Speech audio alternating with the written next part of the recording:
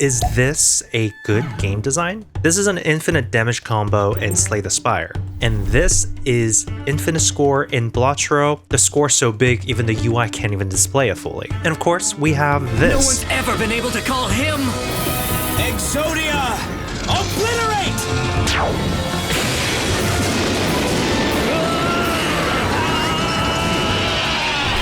So is this a good design or a mistake? You see, I grew up as a fan of competitive games. I was that guy, just reading over every single patch notes, looking at the decimal points of the damage and speed and all those other things in order to win more than lose. And in that context, balance was kind of like a religion. We as players expected constant cycles of nerfs and buffs to make the game feel more balanced. Because in competitive games, fairness is the experience. But then I got introduced to my first deck builder, Magic the Gathering. And I remember looking at certain cards and thinking, wow, this card is garbage. Why would I ever pay life to draw a card? That's just bad math. But then sooner or later, I got to play against people who knew better. And they didn't try to just beat me with stats alone. They combined these seemingly useless cards and combinations of synergies to just absolutely decimate me. And at the time, it felt unfair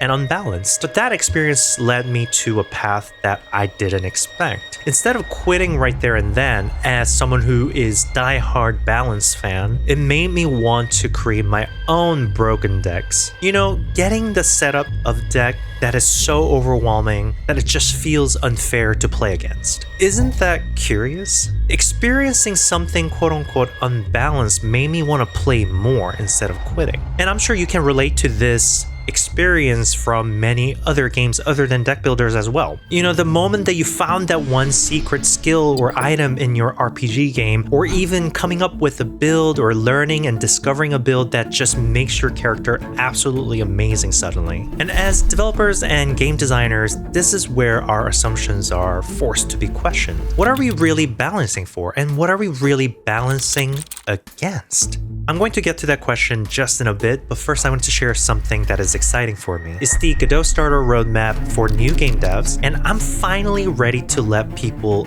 in. Now, it's nothing crazy or overwhelming, but it's just a simple step-by-step guide to help you build your first Godot game in a month. And through this course, I want to help you practice the right way and learn how to discover your own answers rather than just follow a blanket blueprint. So even if you're new to this, it is a clear path for you to follow. So if you want to access this friendly Godot beginner course, click on the link in the description to join the course and get into networking community of beginner devs like you right now. Now with that out of the way, let's get back to our question. What are we really balancing against? In a competitive game like League of Legends or Valorant or Marvel Rivals right now, balance exists to protect the losers. So if I have a strategy that wins all the time, or a hero or champion that is so strong that I am always winning, you as someone who's playing against that have no counterplay and have a miserable time. So you might rage quit or you might put down the game. And that's when the developer steps in to nerf me to buff you. But in a solo game, especially in a deck builder, who's the loser? Is it the AI? Is it the goblin? Is it the system? The computer doesn't have feelings. It doesn't post on Reddit and social media complaining about the imbalance. So when we strip away the need to be fair against an opponent, we're left with a realization. We're not balancing for equality, we're balancing for fun. And the fun of deck builder is the discovery. It's not the combat or the battle that you have in between. That's just a test. The real game is in the name itself. It's the deck building. It's the detective work you've done. It's the collection you've made. It's the time spent looking at thousands of different scatter pieces to make an image that makes sense. And this completely changes the meaning of unbalance that we were looking at earlier in the video. In a competitive games like a shooter, too strong is unbalanced. And that's obvious to us. But in a deck builder, being too strong is the goal. I mean, that's the prize of deck building. That's the payoff. So the next question comes to mind. Does unbalanced exist in the genre of deck builder? And the answer is actually yes, but it's different. It's not about being overpowered. Unbalanced just means trivial. So if a game gives you a button that you can click to win instantly, that is unbalanced, not because it's too strong, but because it robs you, the player, of the experience of discovery. It removes that realization, the aha moment from the player. And this is an obvious thing to say, but something that we don't say out loud often is that if the game solves a problem for you before you even start, that's a bad design. Which brings us back to this, the infinite combo, the infinite damage. After what I have said today, you could probably argue that now this is the most balanced thing in this game. Because true balance in deck builders isn't just a number, isn't just the damage.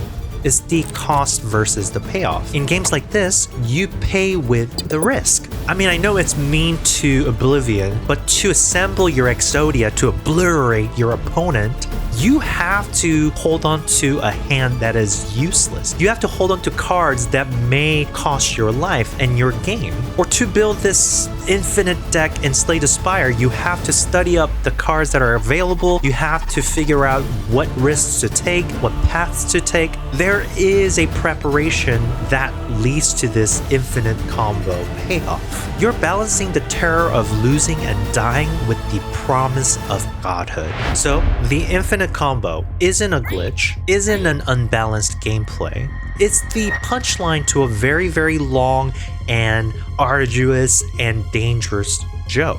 Because if the punchline wasn't infinite power, was the effort ever worth it? So I think in games like this, it needs to be broken.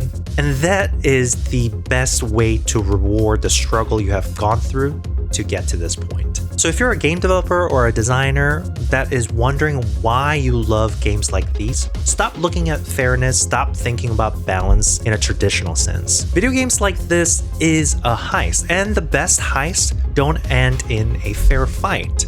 It ends with you walking out of the back door without getting caught and breaking the system. Now, there is one catch. We're talking a lot about risk versus reward, high reward, and rigging the system and having a jackpot reward. And this is starting to feel a lot like casino and gambling. And unsurprisingly, people compare games like Balatro to casino because it literally uses poker chips and poker hands. But you need to know that there is a huge difference between a typical gambling and casino and Balatro.